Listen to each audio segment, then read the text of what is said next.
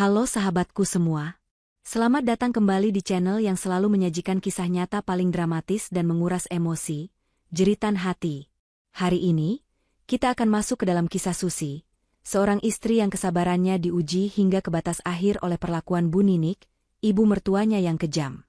Apa jadinya jika tamparan dan hinaan yang ia terima ternyata direkam? Dan apa kartu plot twist yang akan membuat seluruh keluarga histeris?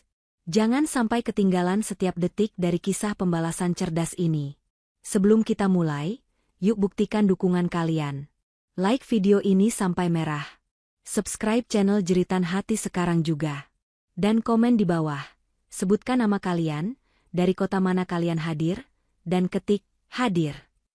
Sudah siap menahan napas? Mari kita saksikan. Ibu mertua berteriak keras.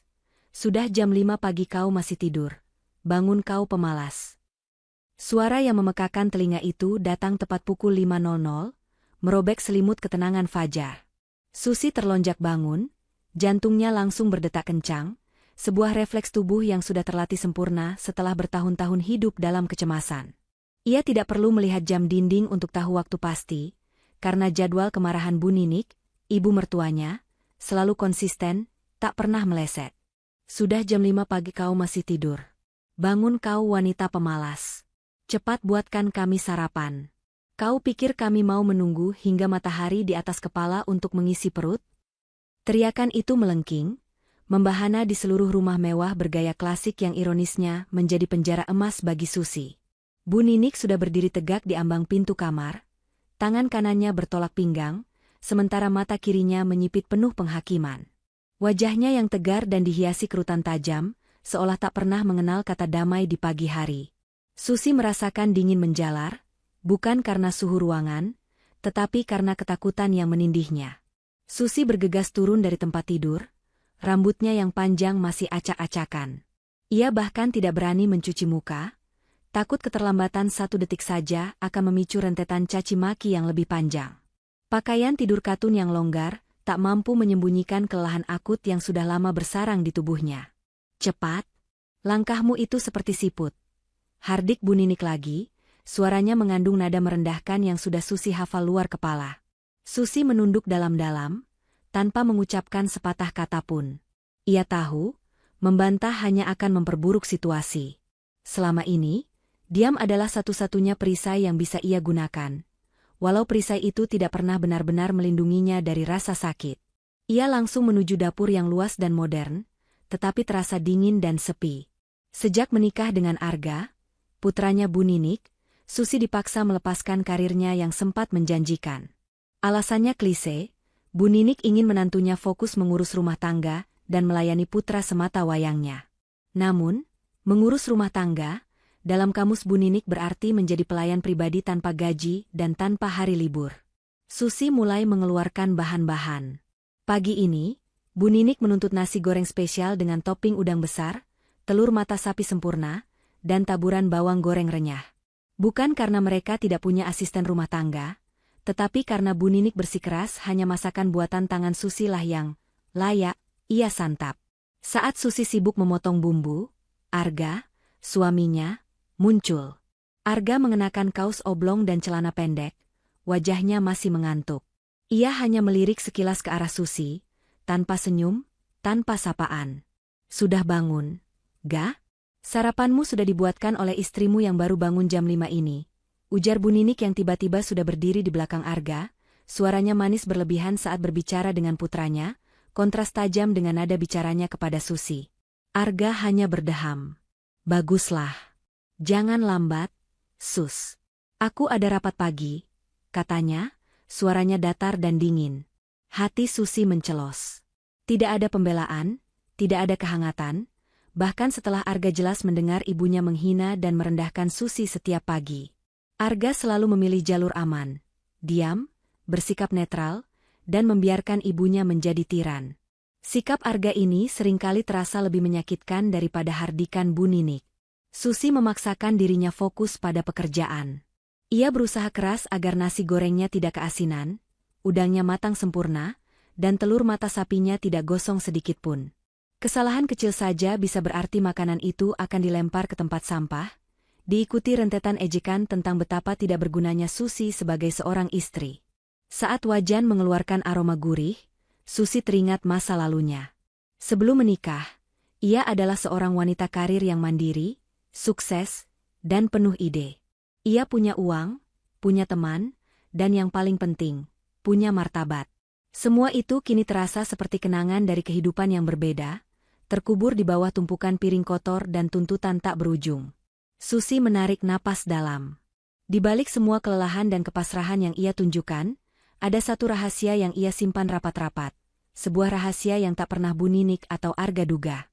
Sebagian besar modal usaha yang dulu pernah ia rintis tidak pernah ia tutup sepenuhnya. Susi hanya menarik diri dari sorotan publik, tetapi tidak dari dunia kerja. Setiap malam, setelah semua orang terlelap, Susi akan menyelinap ke ruang kerjanya yang terkunci dan bekerja secara remote di depan laptopnya. Ia tetap mengelola perusahaan startup teknologi kecil yang ia dirikan, perusahaan yang nilai asetnya kini jauh melampaui kekayaan yang dimiliki keluarga suaminya. Bu Ninik dan Arga mengira Susi hanya ibu rumah tangga biasa yang hidup bergantung pada uang saku bulanan dari Arga.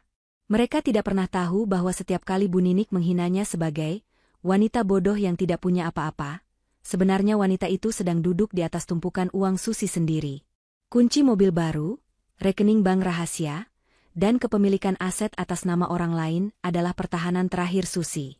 Ia tahu suatu hari nanti ia akan butuh jalan keluar, dan ia membangun jalan keluar itu dengan tangannya sendiri, dalam keheningan dan kerahasiaan total. Susi menyelesaikan masakan. Nasi goreng itu diletakkan di piring saji terbaik, disajikan dengan susunan yang estetik. Ia lalu membuatkan kopi hitam pekat kesukaan Bu Ninik. Susi. Lama sekali. Bu Ninik sudah duduk di meja makan yang besar. Di sampingnya Arga sedang membaca koran, sama sekali tidak peduli pada Susi. Susi membawa nampan berisi sarapan dan kopi. Tangannya kembali bergetar. Kelelahan dan rasa lapar membuatnya sedikit limbung. Ia tahu ini bukan saat yang tepat untuk goyah. "Maaf, Ibu." "Sudah siap?" kata Susi pelan. Saat Susi mencoba meletakkan cangkir kopi panas di depan Bu Ninik, sesuatu yang buruk terjadi. Cangkir itu tergelincir dari nampan. Isinya yang hitam pekat dan mendidih tumpah, tidak mengenai Bu Ninik, tetapi mengotori taplak meja putih bersih kesayangannya. Hening. Susi merasakan dunia berhenti berputar. Tatapan Bu Ninik berubah menjadi api yang siap membakar. Arga mengangkat kepala dari korannya, menunjukkan ekspresi jengkel. Ini bukan hanya kopi tumpah. Ini adalah penghinaan tak termaafkan bagi Bu Ninik. "Kau wanita tak berguna. Melayani satu cangkir kopi saja kau tidak becus. Memang dasar pemalas dan ceroboh," teriak Bu Ninik, urat lehernya menegang, suaranya memenuhi ruang makan itu seperti guntur. Susi hanya bisa menunduk, bersiap menerima gelombang kemarahan verbal. Tapi kali ini, amarah Bu Ninik melampaui batas kata-kata. Hening di ruang makan itu bukan lagi kekosongan, melainkan sebuah ruang hampa yang siap meledak. Susi hanya bisa menundukkan kepala, memandang taplak meja putih yang kini ternoda oleh noda hitam kopi yang perlahan menyebar. Noda itu terasa seperti tinta yang menuliskan nasibnya, menggarisbawahi kegagalannya untuk sekadar menjadi sempurna di mata Bu Ninik. Ia menunggu, bersiap menghadapi rentetan hinaan yang ia tahu akan segera datang. Tetapi, kali ini Bu Ninik tidak memilih kata-kata. Amarahnya mencapai titik didih yang tak lagi bisa ditahan oleh vokal. Bu Ninik bangkit dari kursinya dengan gerakan cepat dan tiba-tiba, membuat kursi mahal itu berderit mundur. Kakinya melangkah cepat mengelilingi meja, menuju posisi Susi yang masih mematung. Susi sempat mendongak, merasakan pergerakan yang tak biasa itu. Dalam sekejap, ia melihat wajah Bu Ninik yang memerah padam, matanya menyala seperti bara api, dan otot rahangnya mengeras. Di detik berikutnya, telapak tangan Bu Ninik sudah melayang keras ke wajah Susi. Plah! Suara tamparan itu begitu keras, memecah keheningan yang tersisa di rumah besar itu. Kepala Susi terhempas ke samping, sensasi panas menyengat langsung terasa di pipi kanannya. Ia terhuyung sedikit, tetapi berhasil mempertahankan keseimbangan. Rasa sakit fisik itu sekejap tertutup oleh rasa sakit yang jauh lebih dalam, rasa sakit akibat penghinaan total yang ia terima di depan suaminya sendiri. Susi menutup matanya sejenak. Ia tidak menangis. Tidak ada air mata yang menetes, karena tangisan sudah lama mengering di jiwanya. Yang ada hanyalah kejutan yang menusuk, diikuti oleh kesadaran yang dingin dan tajam. Sudah cukup. Bu Ninik terengah-engah, tampak puas sekaligus kehabisan napas setelah melampiaskan kemarahannya. Rasakan itu. Kau pikir kau bisa menumpahkan apapun di rumah ini seenaknya? Kau itu hanya menantu miskin yang kami tarik dari lubangmu. Jangan berani-berani kau berlagak putri raja di sini. Hardik Bu Ninik, suaranya parau. Arga, yang sejak tadi hanya diam membaca koran, kini akhirnya bereaksi. Ia meletakkan koran dengan gerakan pelan, tetapi sama sekali tidak membela Susi. Bu, sudahlah. Jangan terlalu keras. Nanti kalau ada bekas, bagaimana? Ujar Arga, nada suaranya lebih terdengar khawatir akan citra keluarganya daripada kondisi Susi. Susi membuka mata, menatap suaminya. Di mata Susi, ekspresi Arga bukanlah kepedulian, melainkan kekecewaan karena ibunya berbuat keributan. Susi menatap Arga, mencari setitik saja pembelaan atau simpati, tetapi yang ia temukan hanyalah kehampaan yang familiar. Arga sama sekali tidak peduli. Ia selalu berpihak pada kenyamanan dan ibunya. Kau dengar, Susi? Ibu sudah bilang, jangan ceroboh. Minta maaf pada ibu sekarang. Perintah Arga, nadanya memaksa, seolah Susi lah yang sepenuhnya bersalah dalam insiden kekerasan ini. Susi merasakan sesuatu yang dingin dan keras mengkristal di dadanya. Itu bukan kebencian, tetapi resolusi. Ia menarik napas dalam-dalam, mengabaikan denyutan sakit di pipinya. Perlahan, Susi membungkuk, mengambil serbet bersih, dan mulai membersihkan tumpahan kopi di taplak meja. Sebuah tindakan yang ia lakukan bukan karena takut, tetapi karena ia ingin menunjukkan bahwa ia sudah selesai bermain peran. Jangan bersihkan. Biarkan saja. Biar kau ingat kesalahanmu, teriak Bu Ninik. Namun Susi terus membersihkan noda itu dengan gerakan pelan dan teratur, seolah tidak mendengar apa-apa. Tindakan sederhana ini, menolak perintah, adalah bentuk pemberontakan pertamanya setelah bertahun-tahun. Susi, aku bilang berhenti. Suara Bu Ninik naik satu oktav lagi, ia mencoba menarik tangan Susi, tetapi Susi menepisnya pelan, tanpa menatap wajahnya. Susi akhirnya selesai membersihkan noda. Ia menegakkan tubuhnya, menatap lurus ke mata Bu Ninik untuk pertama kalinya setelah tamparan itu. Tatapan Susi kosong, dingin, dan sangat menakutkan karena sama sekali tidak menunjukkan rasa takut. Saya akan siapkan sarapan lagi, ujar Susi dengan suara yang sangat rendah dan tenang, kontras dengan gemuruh amarah Bu Ninik. Tidak perlu. Aku sudah tidak berselera. Kau sudah merusak pagiku. Bu Ninik membentak, ia kini berdiri lebih dekat, menantang Susi. Baik, Ibu, jawab Susi, sama tenangnya. Ia lalu membalikkan badan, berjalan melewati Arga, dan menuju kamarnya tanpa menoleh sedikitpun. Arga dan Bu Ninik terdiam. Mereka terbiasa melihat Susi menangis, memohon maaf, atau setidaknya terlihat tertekan.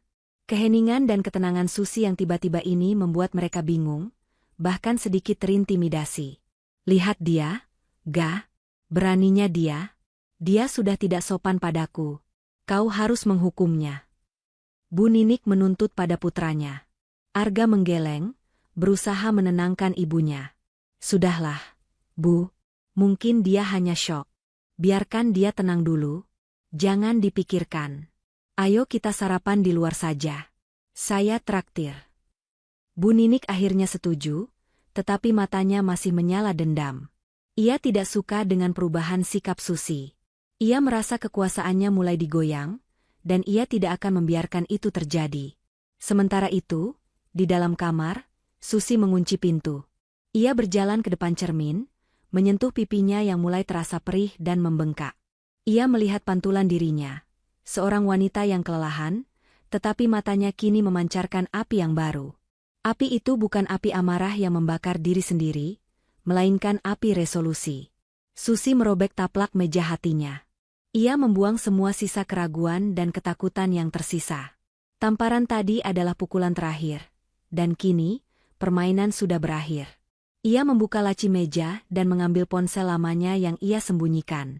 Ponsel itu terhubung dengan dunia di luar penjara emas ini.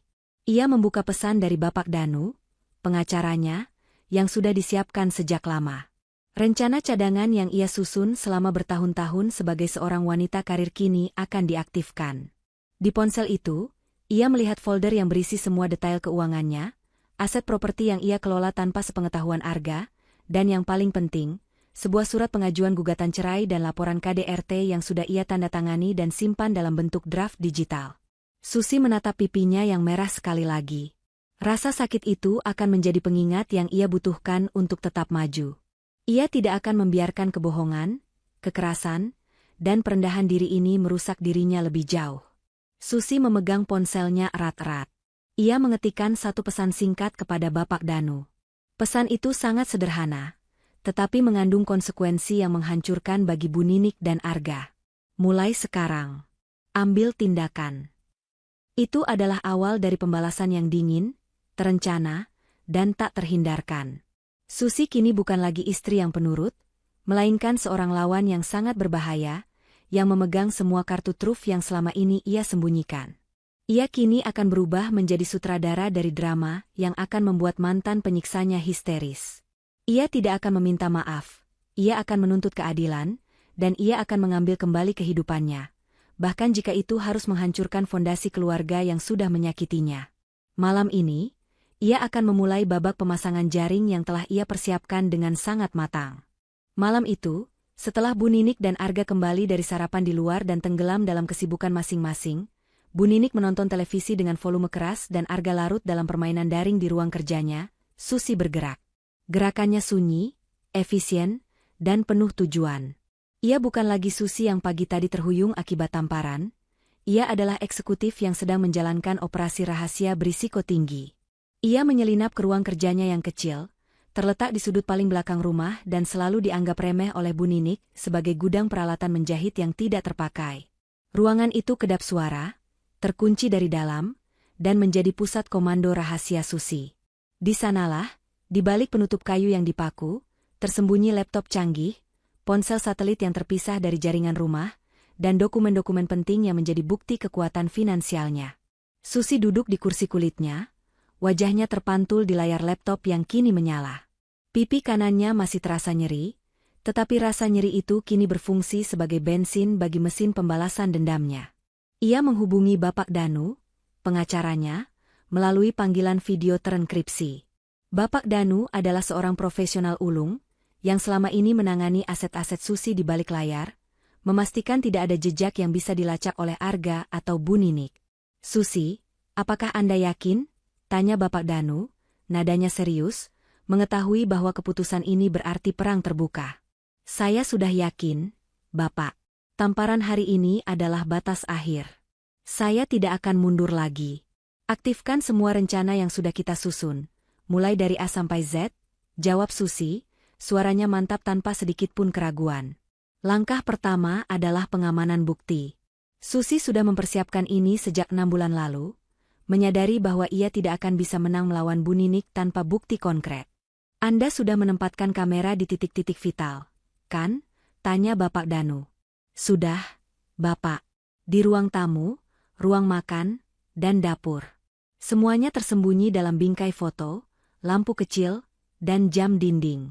Semuanya terhubung langsung ke cloud pribadi saya, dan sudah di-backup 3 kali. Rekaman pagi ini, termasuk suara dan gambar tamparan itu, sudah aman di tangan Anda," jelas Susi. Bapak Danu mengangguk puas. Bukti digital KDRT adalah senjata paling mematikan dalam kasus mereka. Bu Ninik mungkin bisa menyangkal kata-kata, tetapi tidak bisa menyangkal video dengan cap waktu yang akurat. Langkah kedua adalah pengungkapan aset rahasia dan manipulasi keuangan. Susi menjelaskan kembali strategi kuncinya. Rumah yang selama ini mereka tinggali, yang mereka anggap warisan tak ternilai dari keluarga Arga, sebenarnya sudah saya jadikan jaminan pinjaman bank atas nama perusahaan holding saya setahun lalu. Uang pinjaman itu saya gunakan untuk melipat gandakan investasi saya. Bu Ninik dan Arga memang mengetahui ada pinjaman bank besar, tetapi mereka yakin pinjaman itu atas nama Arga, dan mereka tidak pernah repot-repot membaca detail berkas. Susi sudah memastikan surat-surat kepemilikan dan hak gadai berada di bawah kontrol penuhnya. Mulai besok pagi, segera lakukan take over hak gadai tersebut ke tangan perusahaan rekanan Anda. Kita akan menggunakan jalur hukum untuk pemindahan kepemilikan secara paksa. Begitu mereka histeris dengan polisi, kita akan menjatuhkan bom kedua, surat pengosongan rumah, perintah Susi, wajahnya dingin. Langkah ketiga adalah blokade finansial total. Susi memberikan semua detail rekening bank bersama yang selama ini diakses Arga untuk keperluan rumah tangga. Rekening bersama itu hanya berisi uang saku bulanan dari Arga. Itu adalah umpan. Rekening pribadi Arga dan Bu Ninik, saya sudah tahu semua detailnya dari dulu. Saya ingin Anda berkoordinasi dengan bank untuk membekukan semua aset likuid mereka, dengan alasan dugaan pencucian uang atau sengketa hak waris yang sedang diselidiki. Ini hanya akan berlangsung sementara, tetapi efek paniknya akan total. Bapak Danu tersenyum. Brilian, Susi.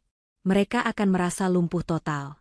Tidak bisa keluar rumah, dan jika berhasil keluar, tidak punya uang sepeser pun untuk hidup. Susi mengakhiri panggilan, merasa sedikit lega karena beban perencanaan telah beralih ke tangan profesional. Namun, pekerjaannya belum selesai. Ia harus memastikan Bu Ninik dan Arga sama sekali tidak curiga. Susi keluar dari ruang kerjanya. Ia berjalan ke dapur. Ia tidak menyiapkan makanan, tetapi ia mengambil peralatan kecil yang ia butuhkan. Sebuah bor kecil nirkabel dan sebuah wadah berisi lem super cepat. Ia menuju bingkai foto besar Arga dan Bu Ninik yang tergantung di ruang makan, tempat tamparan itu terjadi. Ia membuka bagian belakang bingkai dengan cepat. Di sudut bingkai yang paling gelap, Susi dengan cekatan menyembunyikan sebuah speaker nirkabel yang sangat kecil, seukuran kancing baju, yang berfungsi ganda sebagai mikrofon cadangan. Perangkat ini tidak terhubung ke jaringan Wi-Fi rumah, tetapi langsung ke hotspot pribadinya. Jika bukti CCTV gagal, audio ini akan menjadi cadangan. Susi menyamarkan kabelnya dengan sedikit polesan cat dinding yang sudah ia siapkan. Lalu, ia pindah ke ruang tamu. Di bawah sofa mewah kesayangan Bu Ninik, Susi memasang sebuah alat pelacak GPS yang juga dilengkapi perekam suara jarak jauh. Ini adalah senjata pamungkas jika Bu Ninik mencoba kabur atau bersembunyi. Saat Susi melakukan semua ini, ia tidak merasakan dendam yang membara, melainkan ketenangan yang didapat dari orang yang akhirnya berjuang untuk martabatnya. Ia menyadari bahwa selama ini, ia membiarkan dirinya direndahkan karena ia pikir pernikahan itu bernilai. Tetapi, setelah tamparan itu, ia tahu nilai dirinya jauh lebih tinggi dari rumah mewah atau gelar nyonya rumah. Sekitar pukul 2 pagi, Susi kembali ke kamar.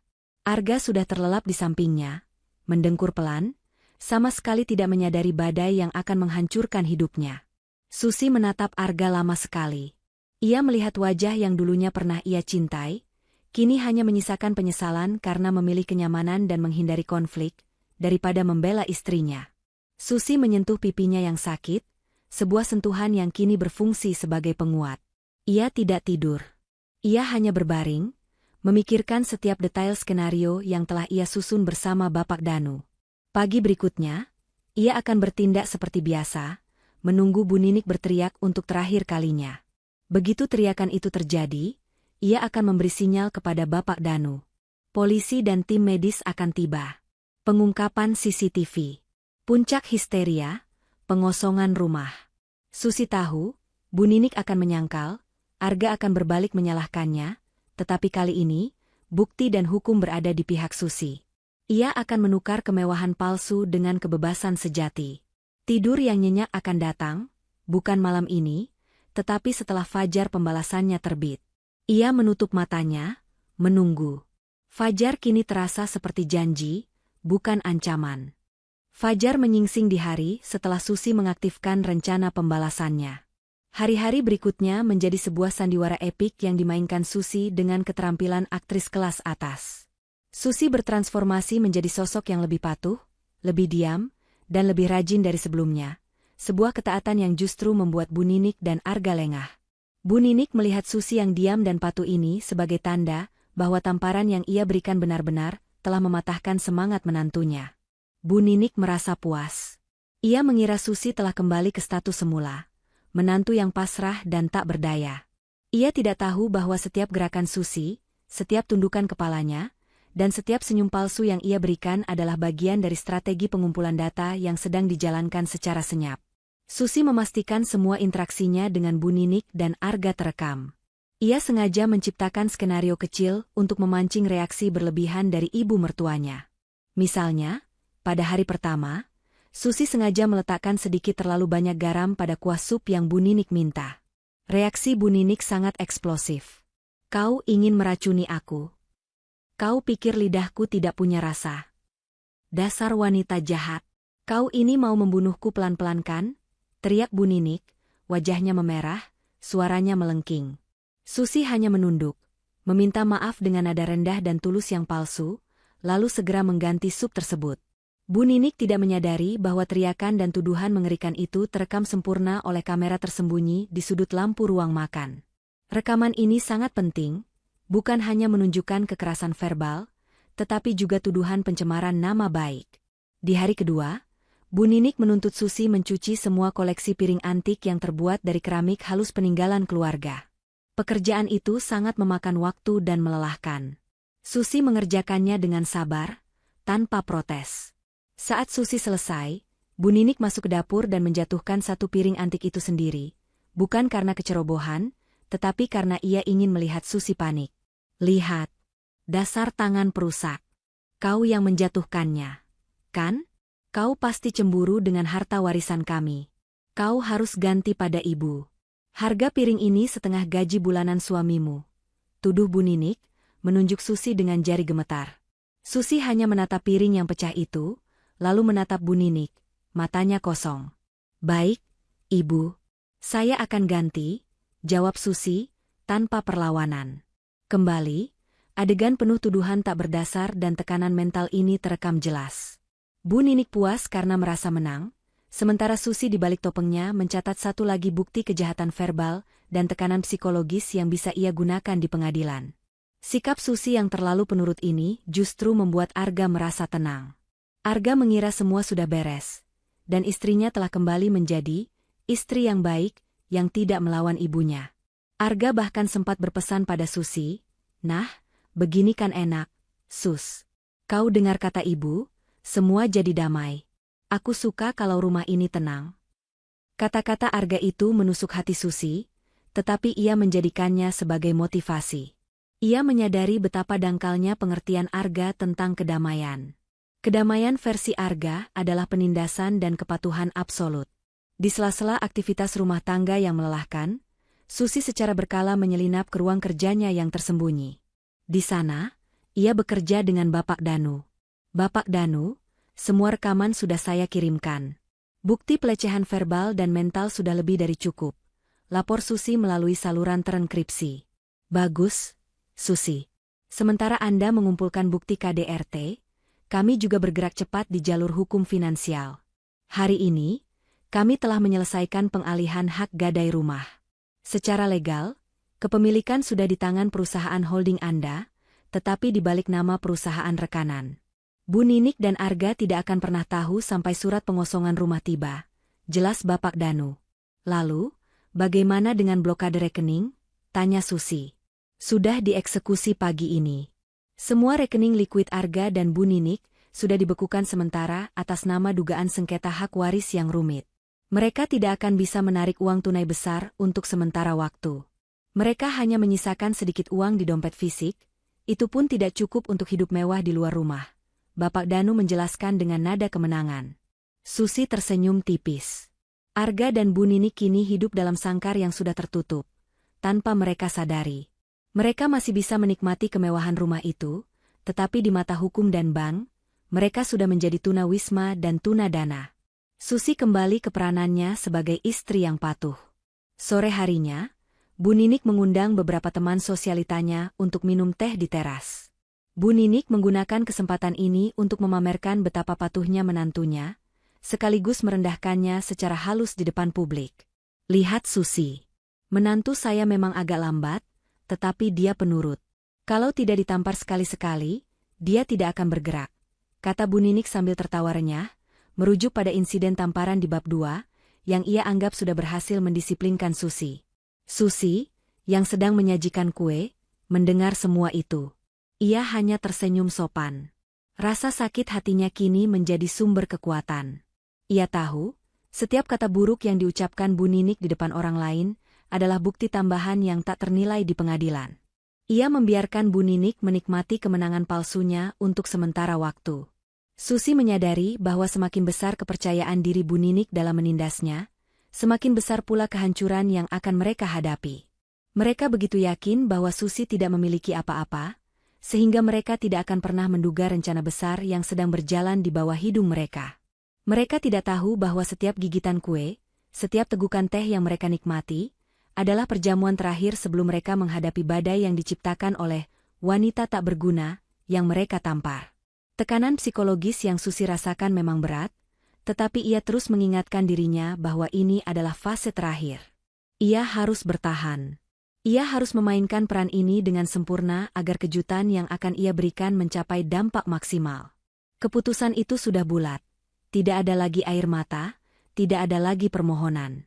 Yang ada hanyalah perhitungan dingin dan pelaksanaan rencana yang sempurna. Susi tahu, waktu untuk mengakhiri sandiwara ini sudah dekat. 4 hari sandiwara ketaatan berlalu, dan ketegangan di dalam diri Susi mencapai puncaknya. Ia tahu bahwa ia tidak bisa menunda lebih lama lagi. Rencana pembalasan ini harus dieksekusi sebelum Bu Ninik, atau Arga secara kebetulan menemukan celah dalam jaring yang sudah ia pasang. Pagi itu, Susi kembali menjalani rutinitas yang sama. Bangun pukul 5, menghadapi rengekan Bu Ninik yang menuntut sarapan sempurna. Namun, kali ini ada perbedaan. Susi sudah memutuskan, hari ini adalah hari terakhir ia akan menerima perlakuan ini di bawah atap rumah itu. Saat Susi sedang menggoreng telur, ponsel lamanya yang ia sembunyikan di saku celemek bergetar pelan, sebuah sinyal yang sudah ia tunggu-tunggu. Itu adalah pesan singkat dari Bapak Danu. Semua berkas final. Kami menunggu sinyal Anda. Susi menarik napas panjang. Keputusan sudah diambil, ia hanya perlu menekan tombol trigger. Pagi itu, Arga sedang terburu-buru. Ia harus menghadiri pertemuan penting terkait proyek besar yang ia tangani. Ia tampak cemas dan terus mengecek jam tangannya. Cepat, Sus. Kopiku mana? Aku sudah terlambat, seru Arga dari ruang makan. Bu Ninik, yang sedang membaca majalah mode, menimpali dengan nada sinis. Lihatlah, Ga. Istrimu ini memang lambat. Mungkin dia lupa cara membuat kopi karena terlalu banyak tidur. Susi membawa kopi ke meja. Kali ini, ia menyajikannya dengan sempurna, tanpa tumpahan, tanpa kesalahan. Ia melihat Arga yang sedang menikmati kopinya dengan tergesa-gesa. Ini adalah momen yang paling tepat. Mas Arga, bisakah kita bicara sebentar setelah Mas pulang kerja nanti? Tanya Susi, suaranya sangat lembut, hampir berbisik. Arga mendengus. Bicara apa? Aku sibuk, Sus. Kalau ada masalah, bicarakan saja dengan ibu. Ini masalah pribadi, Mas. Mengenai rumah, ujar Susi, matanya tertuju pada bingkai foto keluarga yang di dalamnya tersembunyi kamera rahasia. Bu Ninik langsung menyela dengan ketus. Masalah rumah apa? Rumah ini milik Arga. Kau tidak usah ikut campur urusan harta keluarga kami. Cepat bereskan dapur sana. Arga mengabaikan Susi, ia berdiri, mencium kening Bu Ninik singkat, dan bergegas pergi tanpa menoleh ke Susi. Aku pergi, Bu. Aku pulang malam. Jangan buat masalah, Sus. Susi hanya tersenyum tipis. Sebuah senyum yang penuh arti yang tidak dimengerti oleh Bu Ninik. Ia tahu, kepergian Arga adalah berkah. Show utamanya akan dimulai hanya antara dia dan Bu Ninik, sebelum Arga kembali dan menghadapi sisa kehancuran. Susi kembali ke dapur, tetapi ia tidak membersihkan apa-apa. Ia mengeluarkan ponselnya lagi. Sambil berpura-pura mencuci piring, Susi melakukan panggilan terenkripsi ke Bapak Danu. Bapak, Arga sudah pergi. Ibu Ninik sendirian di rumah. Waktu terbaik adalah sekarang. Saya akan siapkan panggungnya, kata Susi. Siap, Susi. Tim kami, termasuk petugas dan tim medis darurat, akan tiba dalam 10 menit. Ingat rencana, jangan panik. Semua bukti ada di tangan Anda, Bapak Danu membalas. Susi menutup telepon. Jantungnya berdebar, tetapi adrenalin mengalir, memberinya energi yang luar biasa. Ia berjalan ke ruang tamu, tempat Bu Ninik sedang santai membaca majalah, kakinya terangkat di atas meja kecil mahal. "Ibu," panggil Susi, suaranya kini tidak lagi lembut, tetapi memiliki nada otoritas yang tak pernah Bu Ninik dengar sebelumnya. Bu Ninik terkejut, ia menurunkan majalahnya. "Apalagi? Mau mengganggu waktu santai ibu lagi?" Susi berdiri tegak di tengah ruang tamu, di bawah lampu kristal mewah yang selama ini menjadi saksi bisu penindasan. "Saya tidak akan mengganggu waktu santai ibu lagi, Bu. Karena mulai hari ini, ibu tidak akan lagi tinggal di sini." Bu Ninik tertawa keras. Tawa yang sangat merendahkan. "Hahaha, kau melucu, Susi. Kau pikir kau siapa? Kau yang akan ibu usir dari rumah ini." Tiba-tiba, suara drum mobil yang mendekat terdengar dari luar, bukan hanya satu, melainkan beberapa kendaraan berat. Bu Ninik mengabaikannya, mengira itu hanya tetangga. "Ibu ingin tahu mengapa saya tidak akan membersihkan rumah ini lagi? Mengapa saya tidak akan membuatkan sarapan ibu lagi?" Susi berbicara dengan nada narasi, bukan pertanyaan. Bu Ninik mulai merasa ada yang salah. Ekspresi wajah Susi benar-benar berubah. Tidak ada ketakutan, hanya keyakinan mutlak.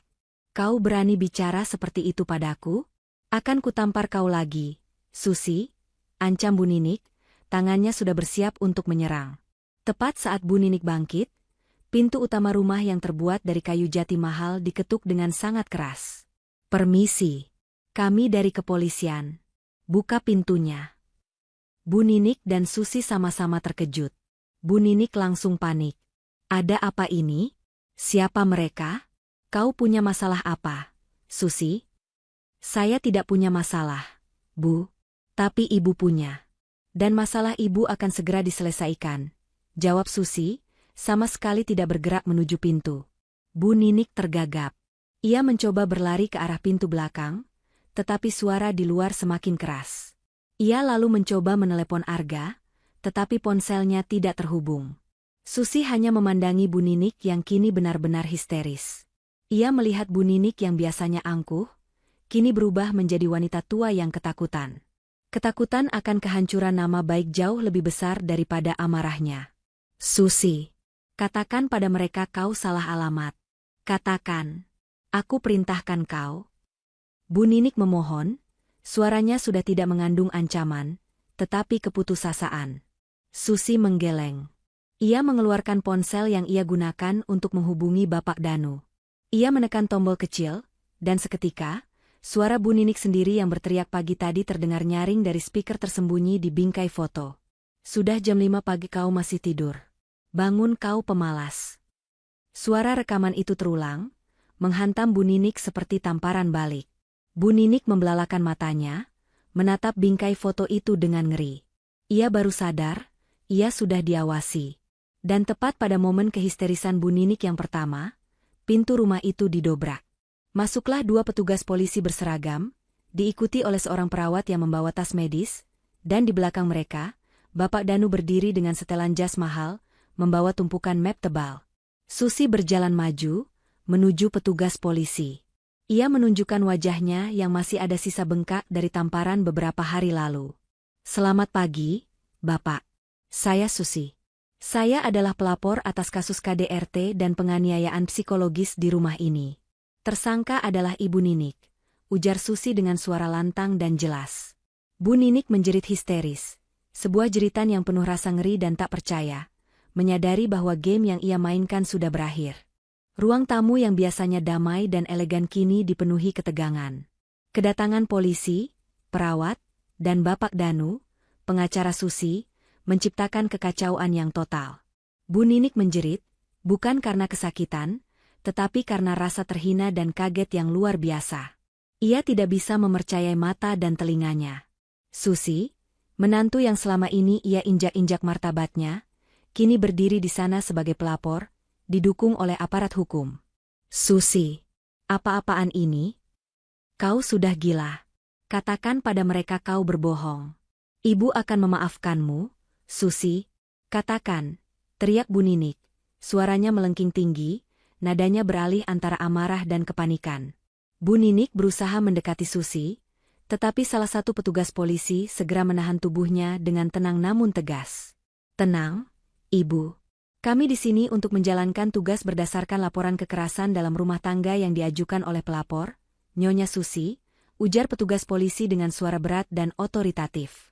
Susi berdiri tegak di samping Bapak Danu, wajahnya tenang, tanpa emosi, seolah ia sedang menyaksikan sebuah pertunjukan teater yang sudah ia hafal naskahnya. Perawat segera mendekati Susi, memeriksa pipinya yang masih sedikit membiru akibat tamparan Bu Ninik beberapa hari lalu. Susi menunjukkan bukti foto yang ia ambil setelah tamparan itu. Bu Ninik meronta-ronta di dalam cengkeraman petugas. Tidak. Ini fitnah. Anak ini berbohong. Dia pura-pura sakit. Dia hanya malas. Selama ini dia hanya tidur dan tidak mau melayaniku. Bapak Danu maju selangkah, membawa sebuah laptop.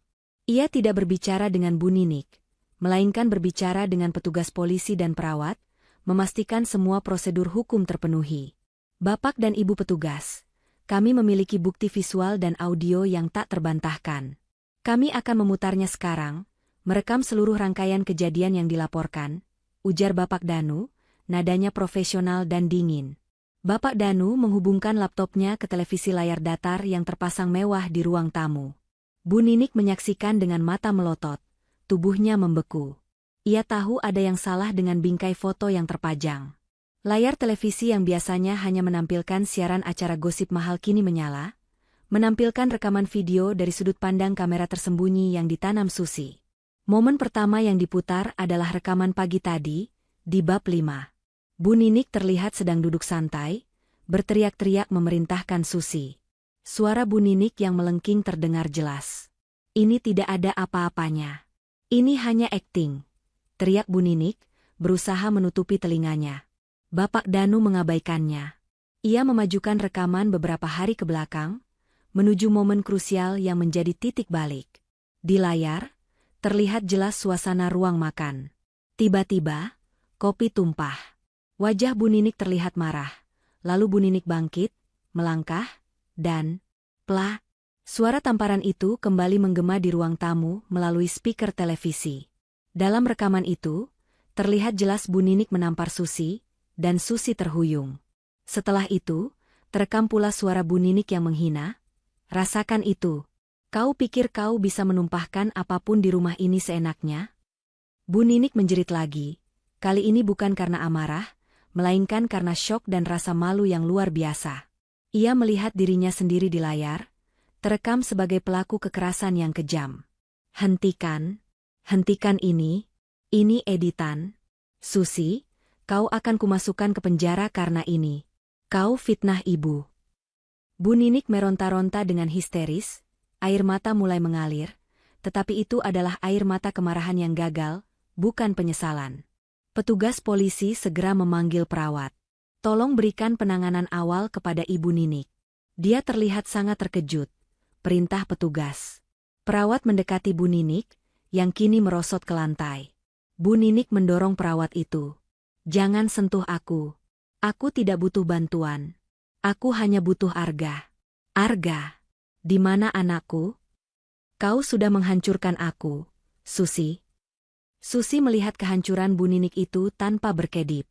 Ia tidak merasakan kepuasan, hanya sebuah pemenuhan akan janji yang sudah lama ia simpan. Ia berbalik ke arah Bapak Danu. Putar juga rekaman saat dia menuduh saya meracuninya, Bapak. Dan saat dia menyalahkan saya atas piring pecah, ujar Susi dengan tenang. Bapak Danu mengangguk. Layar kembali menampilkan serangkaian adegan yang menunjukkan Bu Ninik berteriak dan menuduh Susi dengan kata-kata yang tidak pantas. Menuding Susi sebagai wanita jahat yang ingin membunuh dan mencuri harta. Setiap klip diputar, semakin merobek habis martabat Bu Ninik. Semua rekaman ini adalah bukti kuat atas tindak KDRT, penganiayaan psikologis, dan pencemaran nama baik yang sistematis. Bukti ini sudah terverifikasi di laboratorium digital kami, jelas Bapak Danu kepada petugas polisi. Petugas polisi mengangguk, mencatat semua yang mereka saksikan. Nyonya Susi, Anda sudah menunjukkan bukti yang sangat kuat. Kami harus membawa Ibu Nini ke kantor untuk proses penyidikan lebih lanjut, kata petugas kepada Susi. Susi menoleh ke arah Bu Ninik, yang kini hanya bisa terseduh-seduh di lantai, tidak mampu lagi berteriak. Bawa saja, Bapak.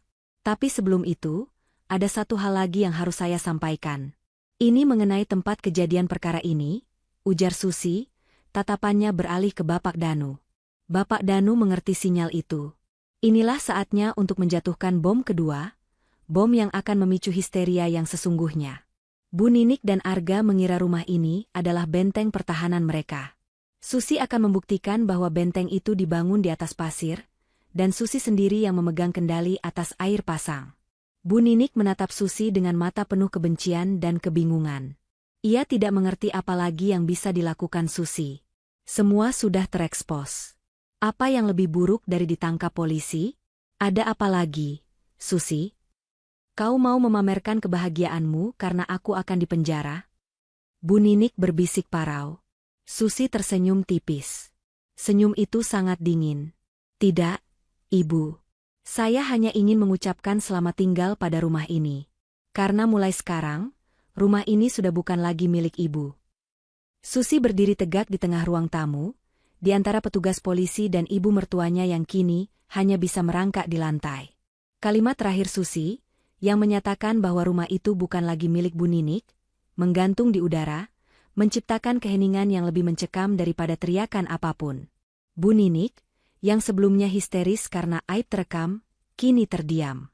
Matanya yang sembab karena air mata dan amarah menatap Susi dengan tatapan kosong, mencoba memproses kalimat yang baru saja ia dengar. Apa maksudmu, Susi?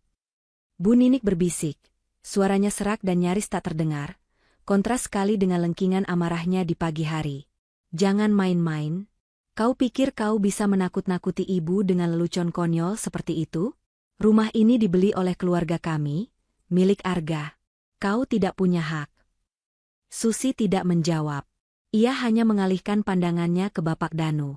Inilah saatnya kartu truf finansial yang ia sembunyikan selama bertahun-tahun dimainkan. Bapak Danu maju dengan gerakan yang rapi dan profesional. Ia membuka map tebal di tangannya, mengeluarkan beberapa lembar dokumen legal dengan cap dan tanda tangan resmi. Ibu Ninik, saya Bapak Danu, kuasa hukum dari Nyonya Susi, kata Bapak Danu dengan nada tenang yang justru menusuk.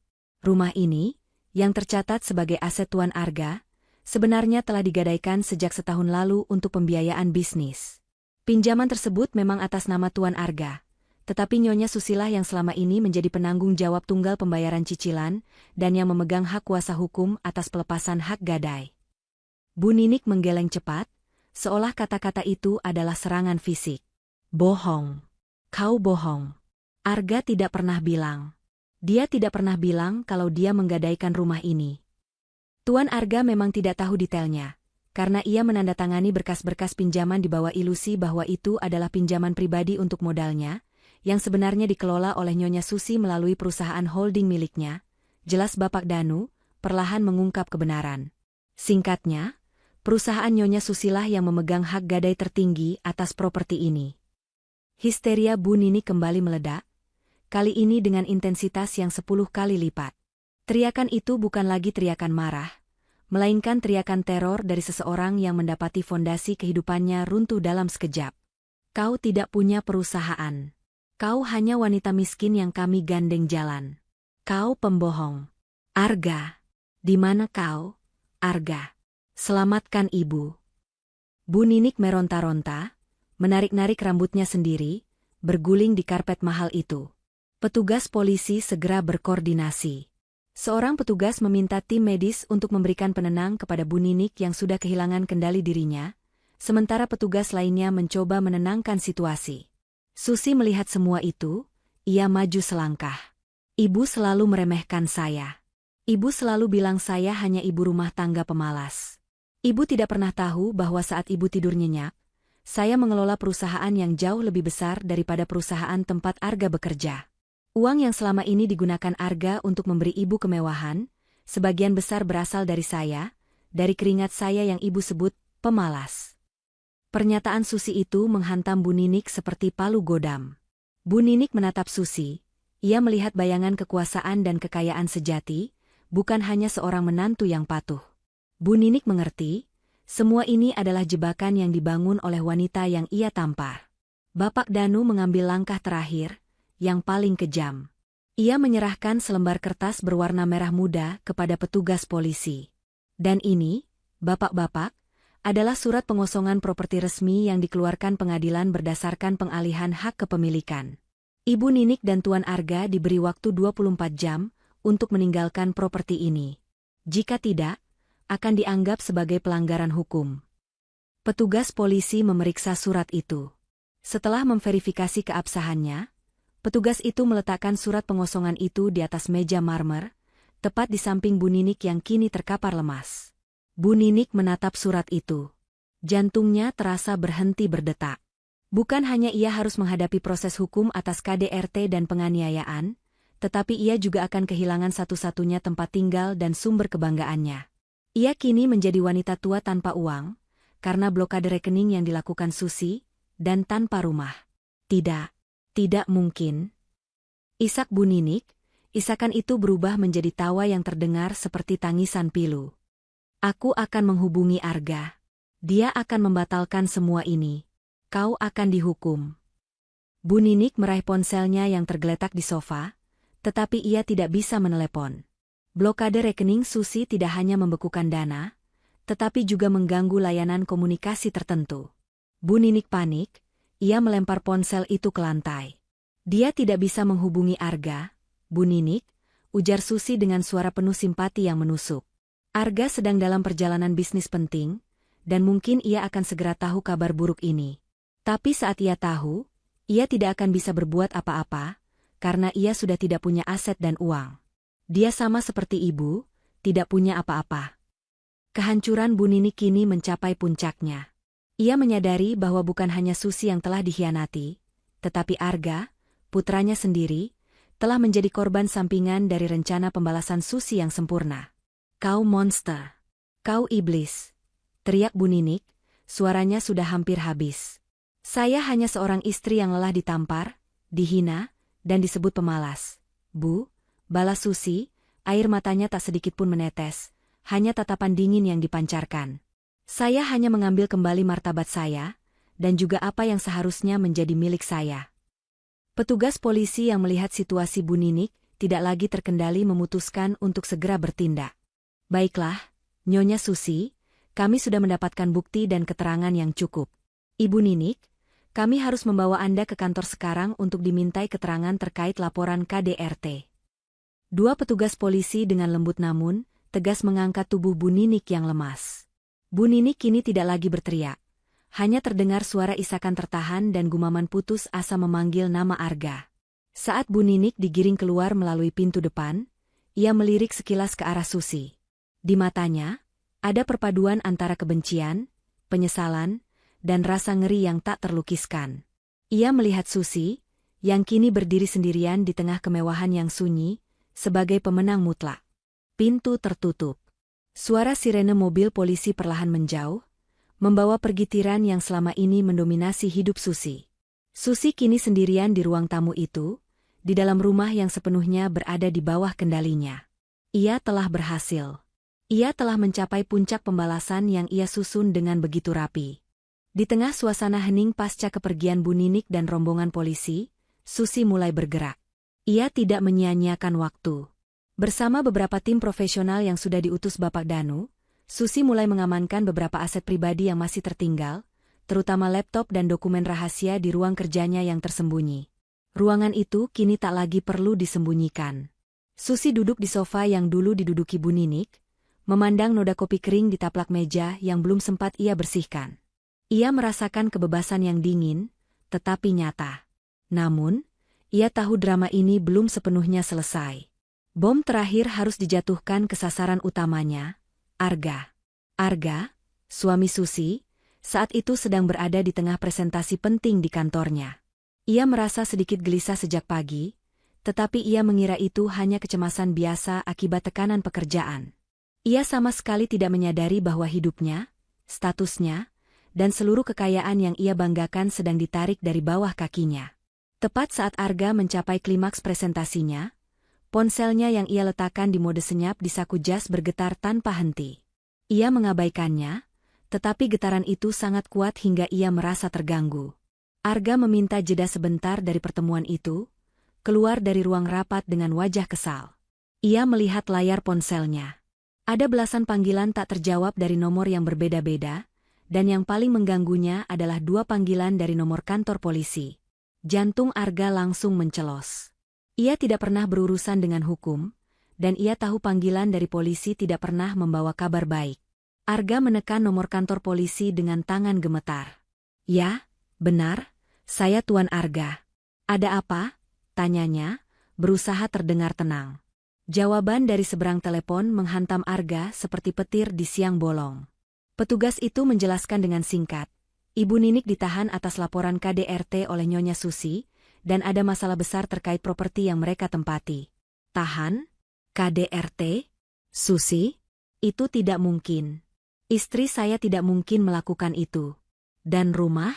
Rumah itu milik saya," teriak Arga, suaranya naik drastis, menarik perhatian semua orang di lobi kantor. Petugas itu hanya menjawab dengan profesional. Memintanya datang ke kantor polisi secepatnya dan menghubungi Bapak Danu, pengacara Susi, untuk masalah properti. Arga memutuskan sambungan, wajahnya pucat pasi. Ia segera menghubungi Susi, tetapi ponsel Susi tidak aktif. Ia lalu mencoba menghubungi Bu Ninik, tetapi telepon Bu Ninik juga mati. Panik mulai merayap. Ia kembali ke ruang rapat, hanya untuk mengakhiri presentasinya dengan tergesa-gesa. "Maaf, ada urusan keluarga yang sangat mendesak. Saya harus segera pergi," katanya pada rekan kerjanya, lalu berlari keluar kantor tanpa memikirkan citra profesionalnya lagi. Saat Arga mengemudi menuju kantor polisi, pikirannya kacau.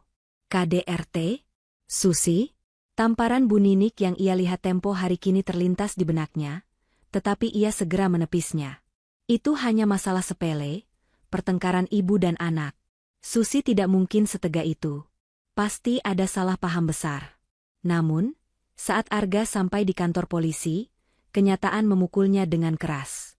Ia melihat Bu Ninik duduk di ruang tunggu, dikawal petugas. Wajah ibunya terlihat sembab, matanya kosong, dan ia terlihat jauh lebih tua dan rapuh dari biasanya.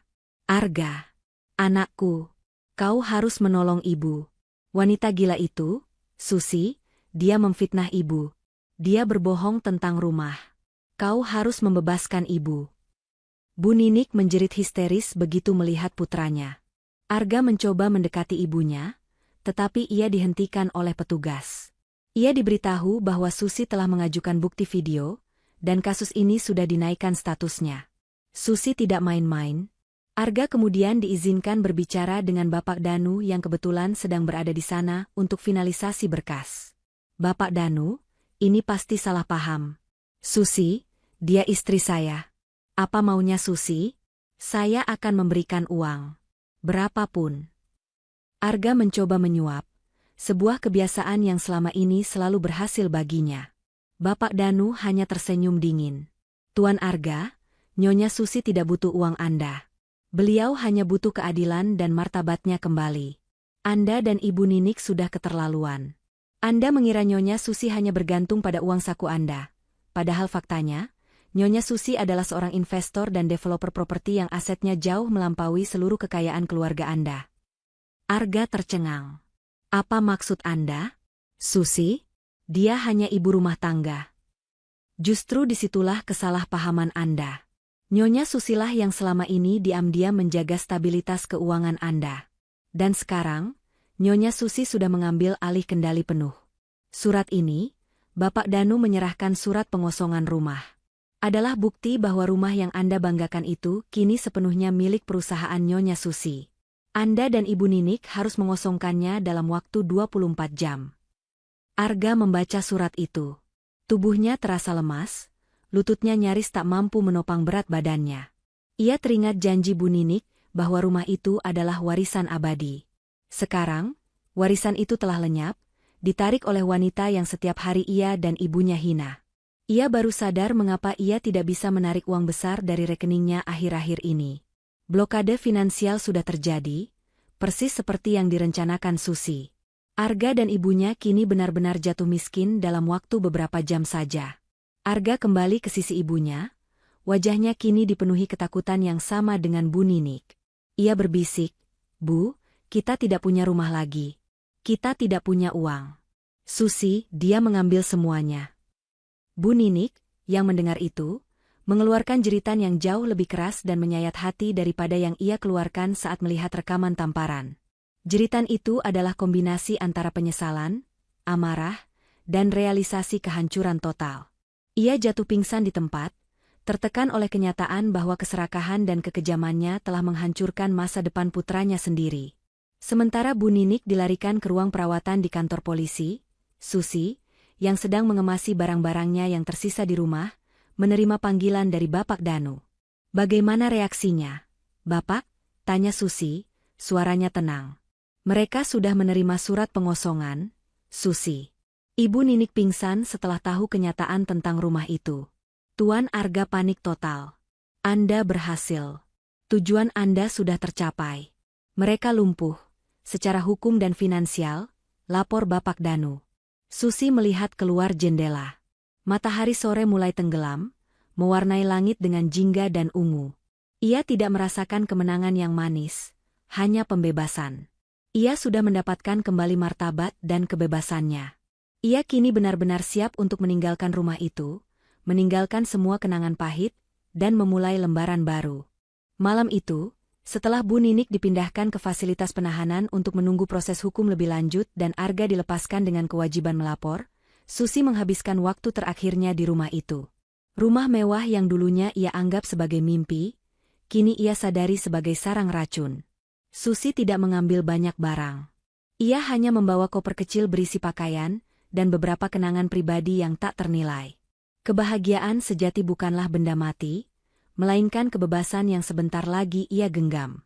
Susi sudah menyiapkan segala sesuatunya. Semua dokumen rumah, termasuk kunci dan akses keamanan, telah diserahkan kepada tim Bapak Danu yang akan mengambil alih properti itu pada pagi hari.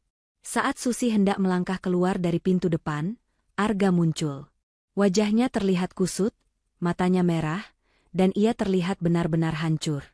Bukan karena rasa kehilangan Susi, melainkan karena realisasi atas kehancuran total yang menimpa dirinya dan ibunya. Arga telah kehilangan segalanya. Ibunya dipenjara, rekeningnya diblokir, dan rumah yang ia anggap warisan telah lenyap. Arga melihat Susi dengan koper kecil di tangan, aura Susi yang tenang dan berwibawa kini membuatnya terasa asing. Susi, panggil Arga, suaranya parau dan penuh keputusasaan. Kau tidak bisa melakukan ini. Aku suamimu. Kita bisa bicarakan ini baik-baik. Tolong tarik gugatan KDRTMU. Tolong kembalikan rumah ini.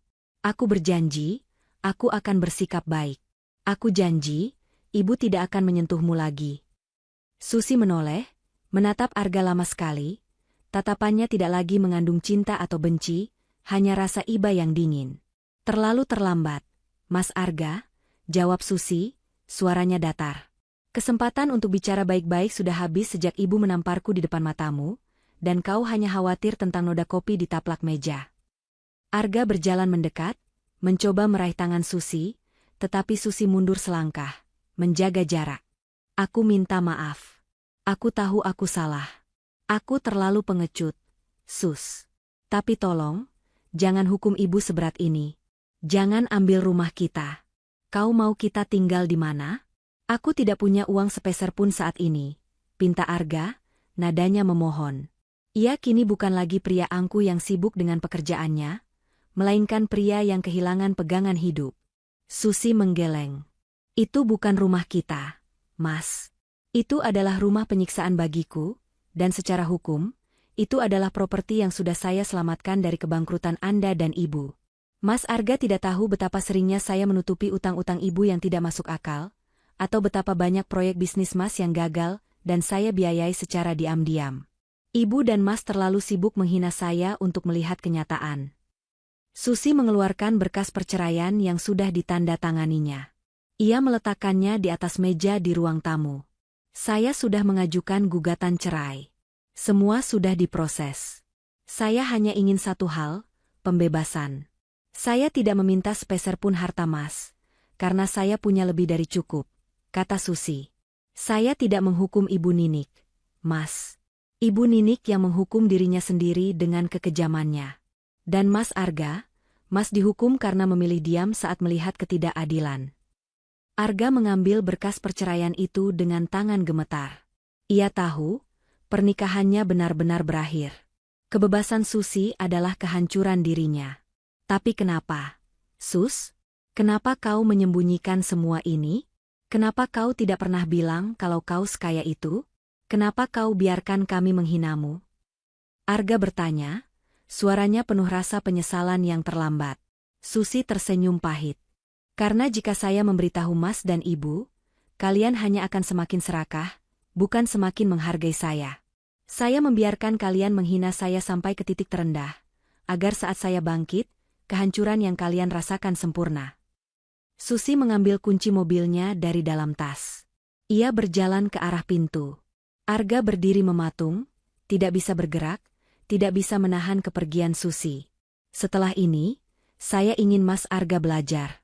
Belajar bahwa kekayaan sejati bukanlah tentang aset fisik, tetapi tentang martabat diri. Dan yang paling penting, belajar bahwa wanita yang Mas sebut, pemalas, dan bodoh, adalah wanita yang memegang semua kendali hidup Mas, ujar Susi. Susi membuka pintu, udara malam yang dingin terasa menyegarkan di wajahnya. Arga tiba-tiba berteriak, suaranya pecah, sebuah isakan yang menyedihkan. Susi! Jangan tinggalkan aku. Aku tidak punya siapa-siapa lagi. Aku akan membujuk ibu. Aku akan meminta ibu minta maaf padamu. Susi berhenti di ambang pintu. Ia menoleh untuk terakhir kalinya. Permintaan maaf Ibu Ninik tidak akan mengubah rekaman KDRT di kantor polisi, dan tidak akan mengembalikan hak kepemilikan rumah ini, Mas. Semua sudah selesai, kata Susi. Susi melangkah keluar, meninggalkan Arga yang terduduk lemas di lantai marmer ruang tamu, di tengah rumah yang akan segera diambil alih. Arga meremas surat pengosongan rumah dan berkas perceraian itu di tangannya, menyadari bahwa ia baru saja kehilangan permata yang paling berharga, dan ia baru menyadarinya setelah permata itu pergi, sambil meninggalkan kehancuran total. Susi berjalan ke mobil barunya yang sudah menunggu di luar gerbang. Ia melirik sekilas ke rumah mewah itu, rumah yang dulunya ia idam-idamkan, kini tampak gelap dan kosong. Ia mengendarai mobilnya menjauh, meninggalkan semua kesakitan dan drama di belakangnya. Ia tahu, pagi akan tiba, dan dengan itu, babak baru kebebasan dan kemenangan sejati akan dimulai. Pagi itu, sinar matahari terasa berbeda. Bagi Susi, fajar kali ini adalah fajar kemerdekaan. Ia mengemudi menuju apartemen mewahnya yang selama ini ia gunakan untuk urusan bisnis. Sebuah properti yang hanya diketahui oleh Bapak Danu dan timnya. Tempat itu tenang, modern, dan paling penting, bebas dari teror teriakan Bu Ninik. Susi duduk di balkon, menikmati kopi buatan tangannya sendiri, yang kali ini ia nikmati tanpa rasa takut atau terburu-buru. Ia membuka laptopnya. Hari ini, ia akan kembali ke dunia profesionalnya secara penuh, tanpa perlu bersembunyi. Perusahaannya, yang bergerak di bidang teknologi dan properti, sedang berkembang pesat. Susi kini adalah direktur utama yang sepenuhnya mengendalikan takdirnya sendiri. Sementara Susi menikmati ketenangan barunya, kekacauan terjadi di rumah lama itu. Tepat pukul 9 pagi, tim dari kantor Bapak Danu tiba di rumah mewah milik Susi. Tim itu membawa petugas keamanan resmi untuk mengawal proses pengosongan properti.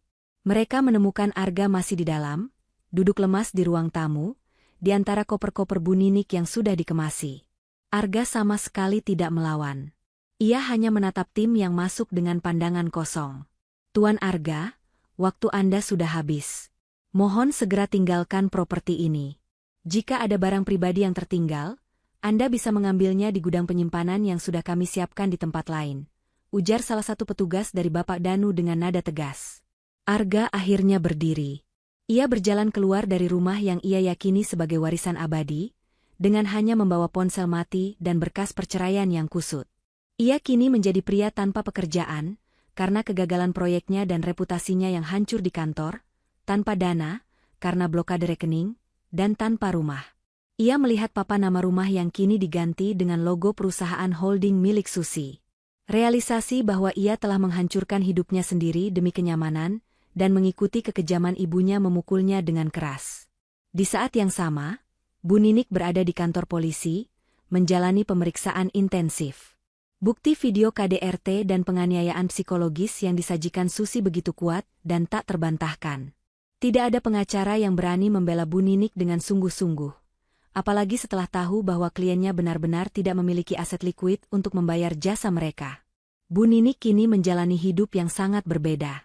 Ia yang dulunya terbiasa dengan pelayanan penuh, kini harus tidur di ranjang yang keras dan makan makanan yang sederhana. Ia meratap. Bukan karena menyesali perbuatannya pada Susi, tetapi karena menyesali bahwa ia telah meremehkan menantunya hingga menyebabkan kehancurannya sendiri.